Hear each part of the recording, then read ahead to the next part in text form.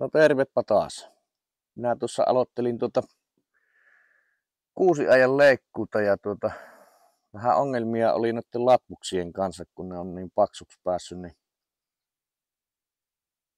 että niitä sitten tuolla Ryopin ketjusahalla katkoin, minkä sain katkottua, ja hirveän työlästä oli tuo tämän telineen kanssa. On vähän semmonen huteera, ja sitten kun etsää sillä ketjusahalla yllä tarpeeksi pitkälle, niin minäpä keksin siihen nyt ratkaisun sitten. Minä kävin tämmösen hakemassa.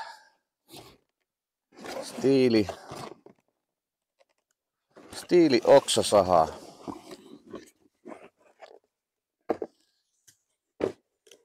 Tulee tämmöisessä siistissä paketissa.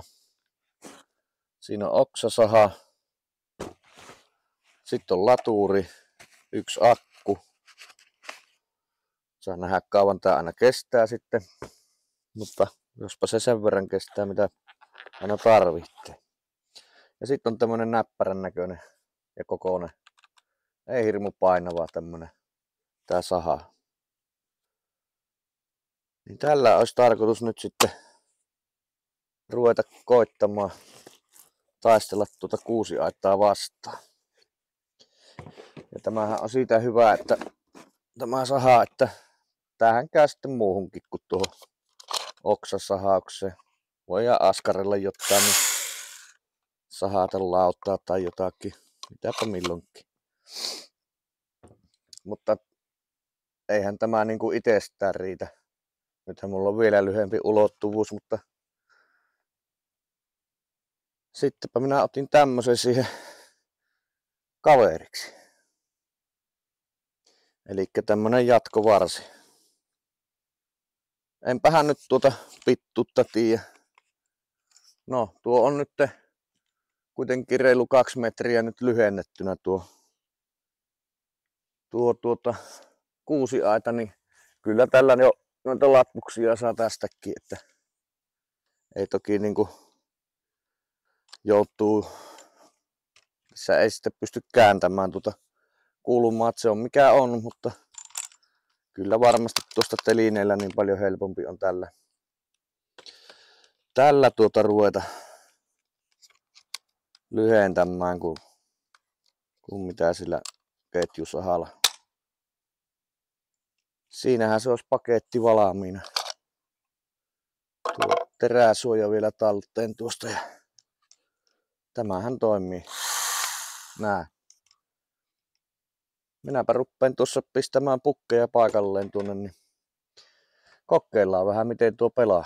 Eiköhän tuo auta jonkun verran tuossa urakassa, luulisin ainakin. No niin, täällä ollaan telineellä ja ruvetaanpas kokeilemaan mitenkä onnistuu. Tuossa on aika paksu tuo ja nämä onkin ohuempia sitten nämä, mutta katsotaanpas. Minä nyt on vähän selkäkameraan päin, mutta nyt tässä vaiheessa voi mitään. Kylläpä muuten katkes nätisti. Aivan älyttömän hyvin. Ei tarvit paljon nyhretä. Joo. Tästähän me hyvän kaverin sainkin. Tähän hommaan.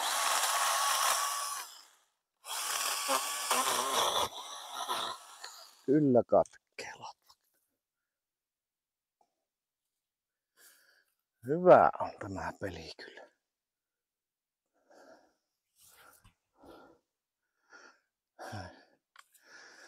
Sitten otetaan tuo paksutus. Siinä on vähän ohuempi. Oho. Katohanko. Täytyy näköjään harventaa, että saa katkaistua. Noin. Kyllä se vaan ihan pienellä sahauksella saa kyllä tuommoisenkin katkottua.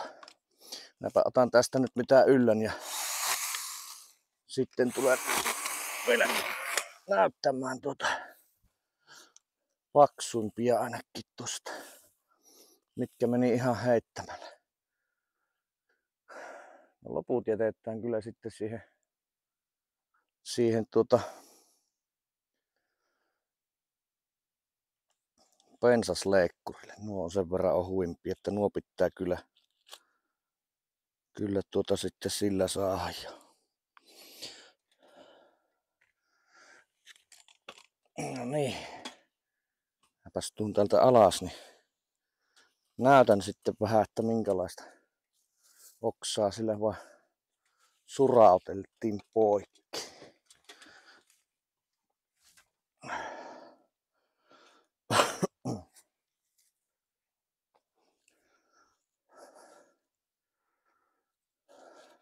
No niin.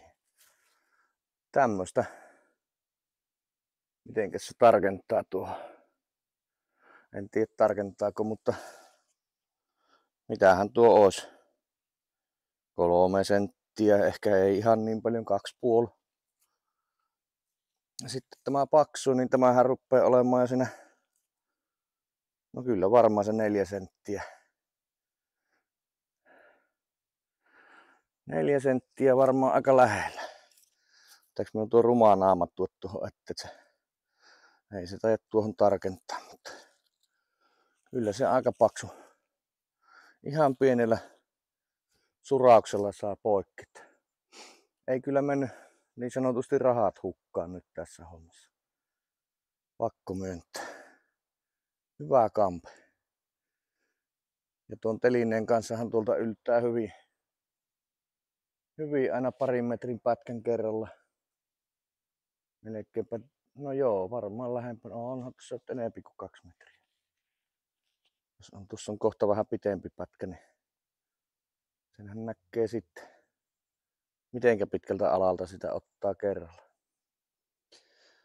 Mutta joo, eipä siinä sen kummempia. Minä jatkan parturointia.